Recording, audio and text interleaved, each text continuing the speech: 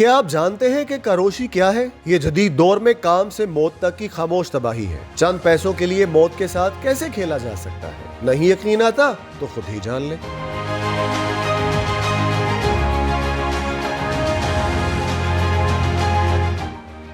دنیا تیزی سے بدل رہی ہے، ٹیکنالوجی ترقی کر رہی ہے، معاشی مقابلہ بڑھ رہا ہے اور انسان اپنی زندگی بہتر بنانے کی دوڑ میں مسلسل آگے بڑھنے کی کوشش کر رہا ہے، مگر اس دوڑ میں ایک ایسا خطرہ خاموشی سے ہمارے درمیان پھیل رہا ہے جو نہ نظر آتا ہے اور نہ ہی آسانی سے محسوس ہوتا ہے۔ یہ خطرہ ہے کروشی، یعنی زیادہ کام کرنے کی وجہ سے موت۔ یہ صرف ایک لفظ نہیں بلکہ ہزاروں انسانوں کی حقیقی کہانیاں، ٹوٹتے ہوئے خواب، تھکن سے بوجھل جسم اور دباؤ سے بھرا ذہن۔ کروشی دو جاپانی الفاظ سے مل کر بنتا ہے، کارو یعنی کام، شی یعنی موت، یعنی کام کی وجہ سے موت۔ یہ اصطلاح 1970 کے آخر میں اس وقت سامنے آئی جب جاپان میں 29 سالہ ایک نوجوان بینک ملازم مسلسل اوور ٹائم، دباؤ اور تھکن کی وجہ سے اچانک دل کا دورہ پڑنے سے ہلاک ہو گیا۔ ابتدا میں لوگ اسے ایک حادثہ سمجھتے رہے، مگر پھر ایک کے بعد ایک اسی طرح کے موت کے واقعات سامنے آنے لگے۔ نتیجہ ایک نئی بیماری، ایک نئی سماجی برائی، ایک نئے بحران کو دنیا نے پہچانا اور اس کا نام رکھا گیا کروشی۔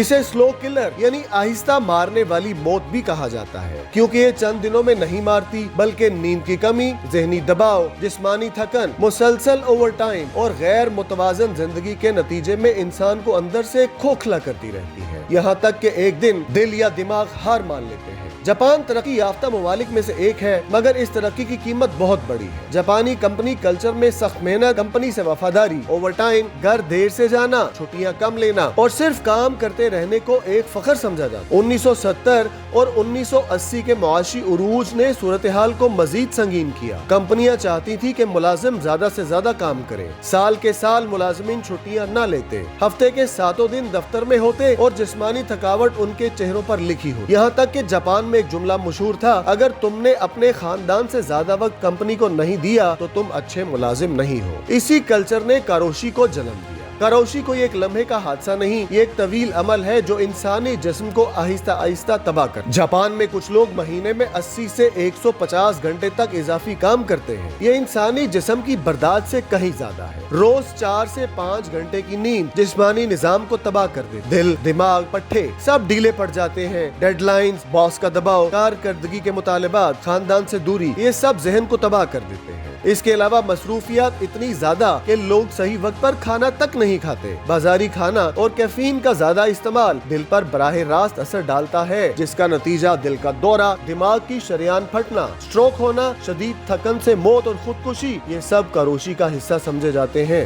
جاپان میں ہی ایک میسوسا کورا نامی 24 سالہ نیوز رپورٹر تھی۔ اس نے ایک ماہ میں 159 گھنٹے اوور ٹائم کیا۔ نیند نہ ملنے کی وجہ سے ایک رات وہ اپنے میز پر مردہ پائی گئی۔ اس کی موت نے پورے جاپان کو ہلا کر رکھ دیا۔ ایک 26 سالہ خاتون ملازمہ نے دباؤ، تھکاوٹ اور باس کے رویے سے تنگ آ کر اپنی زندگی ختم کر لی۔ نوٹ میں لکھا، میں مزید نہیں چل سکتی، میں ٹوٹ چکی ہوں، میں زندگی کو الوداع کہہ رہی ہوں۔ یہ مثالیں صرف چند ہیں، حقیقت کہیں زیادہ خوفناک ہے۔ جاپان میں کروشی صرف جسم کو نہیں، انسان کی روح کو بھی مارتا ہے۔ یہ ایک ایسی بیماری بن چکی ہے کہ خود اعتمادی ختم ہو جاتی ہے، انسان تنہائی کا شکار ہو جاتا ہے، فیملی لائف لائن تباہ ہو جاتی ہے۔ ڈپریشن اور انزائٹی، بیزاری اور غیر یقینی، مستقبل کا خوف ہر وقت منڈلاتا رہتا ہے۔ انسان خود کو ایک روبوٹ سمجھنے لگتا ہے جو صرف کام کرنے کے لیے بنایا گیا ہو۔ اگرچہ یہ لفظ جاپان سے آیا، لیکن آج پوری دنیا اس مسئلے سے متاثر ہے۔ اب جنوبی کوریا دنیا میں سب سے زیادہ اوور ٹائم کرنے والے ممالک میں شامل ہے۔ چین بھی اسی ڈگر پر چل رہا ہے۔ امریکہ میں بھی تقریباً 40% مزدور ہفتے میں 50 گھنٹے سے زیادہ اوور ٹائم کام کرتے ہیں۔ پاکستان، بھارت اور مشرقی وسطی میں transport, banking, media, I T اور فیکٹری کے ملازمین شدید دباؤ کا شکار ہیں، مگر یہاں کروشی کا لفظ عام نہیں۔ لوگ اسے ہارٹ اٹیک کہہ کر بھول جاتے ہیں۔ حقیقت یہ ہے کہ کروشی ایک عالمی مسئلہ بن چکا ہے۔ کام دفتر کے بعد بھی ختم نہیں ہوتا۔ اگر آپ کو بھی صحت مند زندگی عزیز ہے تو روزانہ